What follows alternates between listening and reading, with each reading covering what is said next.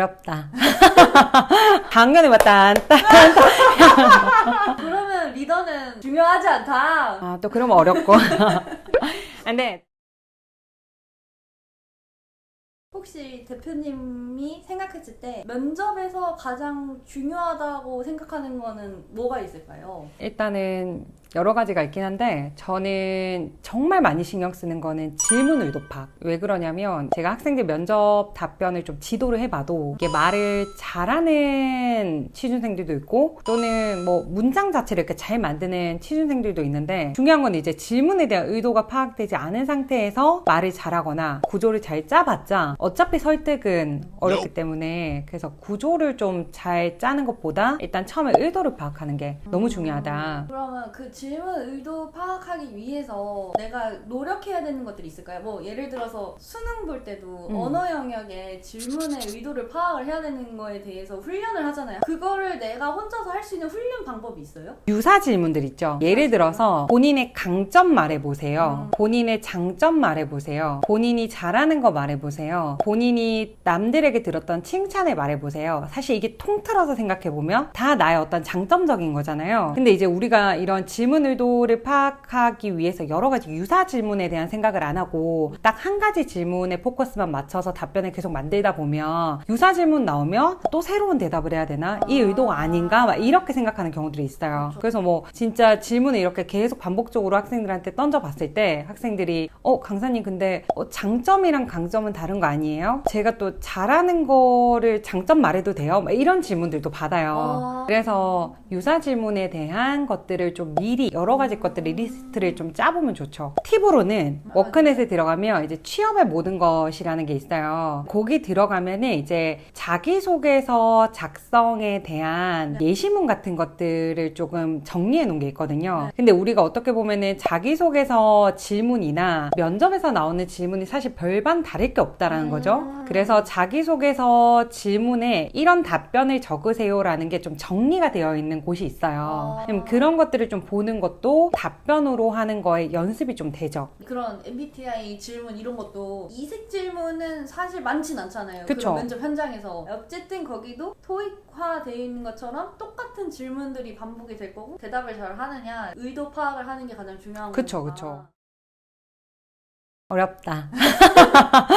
항상 밸런스는 어려운 거죠. 그러니까 이게 밸런스 게임은 어쨌든 면접이든 어떤 상황에서는 무조건 하나를 선택해야 되잖아요. 약간 극단적이게 항상. 일단 저는 그냥 최근의 예시로는 요즘에 그 수우파 보세요. 네, 너무 좋아요. 진짜 작년에 맞다.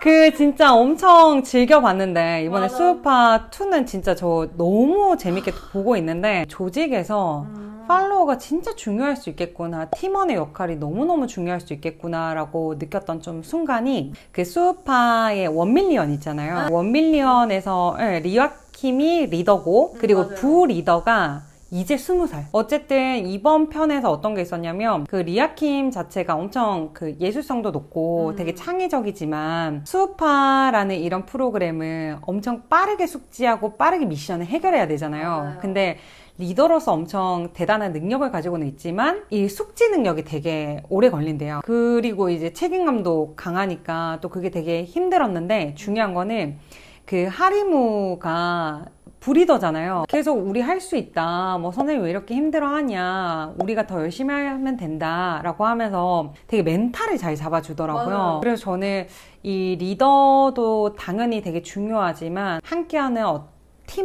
팀원들이 또 제 역할들을 좀 잘 해 나갔을 때 또 리더와 함께 같이 성장할 수 있다라는 생각들이 들었죠. 그러면 팔로워가 더 중요하다. 그래서 제가 최근에 봤던 것 중에서 어쨌든 하리무가 생각이 난다. 그러면 리더는 중요하지 않다. 또 그러면 어렵고. 근데 또 수우파를 워낙 즐겨보다 보니까 요즘에 저도 약간 와 여심을 진짜 제대로 저격한다라고 하는 인물이 있어요. 벌써부터 누군지 느낌 오죠?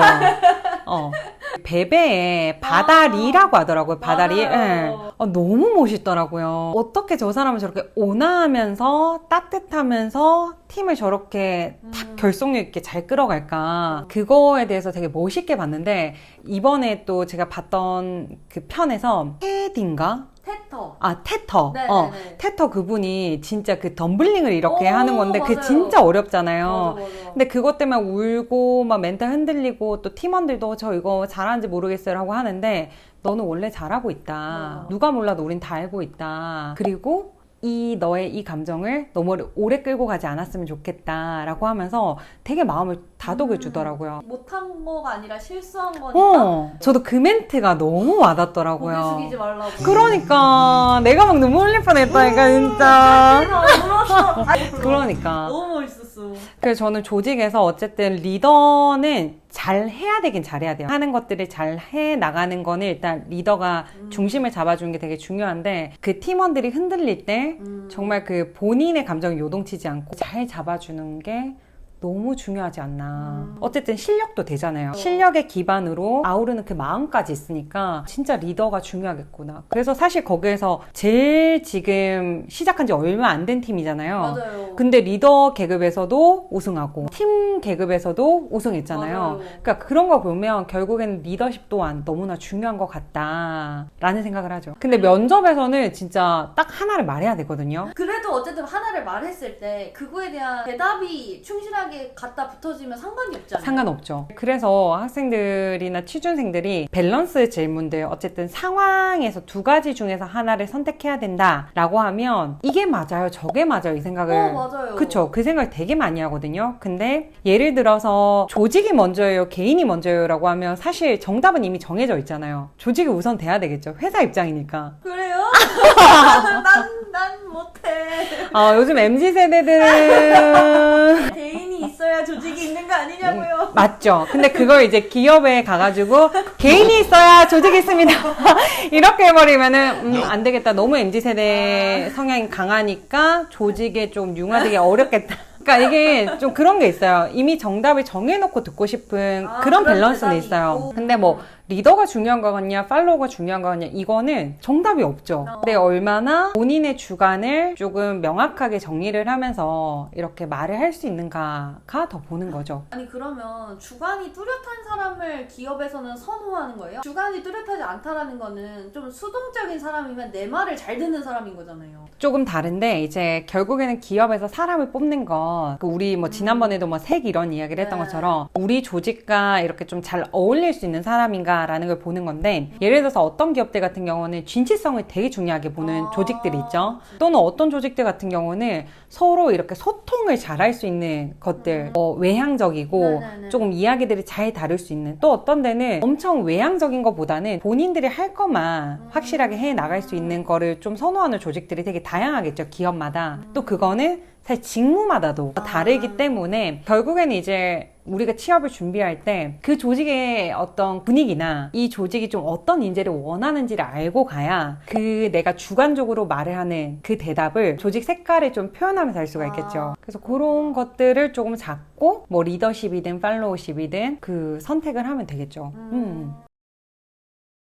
저 요즘에 퇴직자 이제 재취업 설계 그 강의들을 좀 많이 나가는데 대기업 대상자들로 나가죠. 이 대기업이나 공기업이나 공직에 계신 분들은 퇴직하기 전에 길게는 3년 정도 요렇게 이제 퇴직 준비, 아니면은 뭐 2년, 1년 정도, 아니면은 그 전에 몇 번 이런 교육들을 하는데, 이제 뭐 50세에서 60세 요 세대들을 대상으로 재취업 설계. 제가 진짜 느낀 게 뭐냐면 이제 너무 길게 살잖아요. 지금 우리 부모님들도 너무 건강하잖아요. 맞아요. 왜냐면 제가 어릴 때 생각했을 때는 우리 할머니 할아버지들은 한 60세 정도 됐을 때 정말 그냥 할머니 할아버지 같았거든요. 그냥 막 우리 엄마 아빠 그 생신하실 때도 막 촛불 60개까지 하니까 막 하지 말라고 기분 나쁘다고. 맞아. 아직 나 그렇게 할머니 아니다. 그럴 때 아니다. 환갑이라 하지 마라. 맞아. 근데 그게 진짜 많이 느끼는 게 이렇게 그 재취업 설계 강의를 가면 너무 젊으세요. 아직 너무 창창하고 이런데, 일단 저는 되게 요즘에 많이 느꼈던 것 중에서, 그리고 저의 미래도 한번 고민하게 됐던 건 어떤 거냐면, 사실 우리가 이제 대기업 연봉을 거의 다 알고 있잖아요. 유명한 대기업들 같은 경우는 이미 뭐 연봉 이런 거 다 나오고 맞아. 거기에서 몇 년 동안 일했으면은 어느 정도까지 받는다 이런 게 있는데 재취업을 설계를 하려고 갔을 때 선생님들이 써 내려가는 여러 가지 글들이 있어요. 이제 내가 앞으로 뭘 하고 싶은가 이런 것들도 적고 또 취업 준비에 대한 것들을 막 이것저것 적어보면 지금까지 같이 연봉을 받고 같이 미래 설계를 다 해왔을 거 아니에요. 뭐 그게 몇 %라고 말할 수는 없지만 퇴직 후의 삶들이 어떤 분들은 되게 그냥 이제 삶을 즐기고 싶다. 여행을 다니고 싶다. 지금까지 배우고 싶었던 것들을 그냥 편안하게 배우고 싶다 하는 분들이 있는 반면에 또 몇 %는 다시 구직을 하려고 하시는 거죠. 우리 아직까지 젊고 이럴 때 그 시기 때 돼서 미래 설계를 하는 게 아니라 지금부터 좀 하는 게 되게 중요하지 않을까라는 생각이 되게 들더라고요. 근데 이제 그런 게 있어요. 우리가 이제 60세 때 퇴직을 한다고 쳤을 때 내가 첫 번째 직업이 있잖아요. 네. 그러니까 메인 직업에서 벌 수 있는 금액의 최고까지 받았을 때는 그 금액대가 되게 높았을 거 아니에요. 은퇴를 하고 나서 이제 재취업을 해야 되는 그때는 내가 버는 것보다 훅 줄어들거든요. 그런 것들을 좀 알고 준비하는 것도 필요하죠. 예를 들어서 내가 뭐 금액이 사실 워낙 천차만별이니까 내가 400까지 벌었어. 근데 이제 내가 퇴직하고 나서 이제 그 나이 때 재취업을 하게 되면 사실 그 반 또는 반보다 더 적게 받을 수도 있거든요. 단순히 이제 취업을 준비하는 것뿐만 아니라 내가 지금까지 가게를 꾸려왔던 것들, 지금까지 소비했던 것들이 되게 다양할 거고 이 내가 소득이 이만큼 됐을 때 가게로 계속 생활을 했을 거 아니에요. 그러니까 그런 것들을 좀 미리 준비를 하는 것도 필요하니까 사실 대기업에선 되게 잘 되고 있는 게 이게 단기간으로 이렇게 이제 미래 설계하세요가 아니라 그거를 그래도 한 2년 정도 동안 계속 준비할 수 있는 시간들을 주는 거죠. 지금부터 이제 계속 어떻게 해야 될지 좀 고민할 필요는 있는 것 같아요. 그래서 제가 친구들이랑 막 얘기하거든요. 기업에 있는 친구들. 너네 그 퇴직 언제냐고 물어보면 어떤 데는 62세인가? 뭐 이러고 또 어떤 데는 뭐 55세다. 또 금융권 같은 경우는 좀 더 짧고 일반 뭐 제조 기업들 같은 경우는 조금 더 길잖아요. 뭐 현대나 이런 데는. 중요한 거는 지금은 그렇지만 그때 돼서 사실 지금 세대가 아이들은 너무 적고 그리고 나이 많은 또 우리 세대 그 윗세대 훨씬 많잖아요. 그러면 아마 퇴직도 또 한 10년 정도 뒤에 늘어나지 않을까.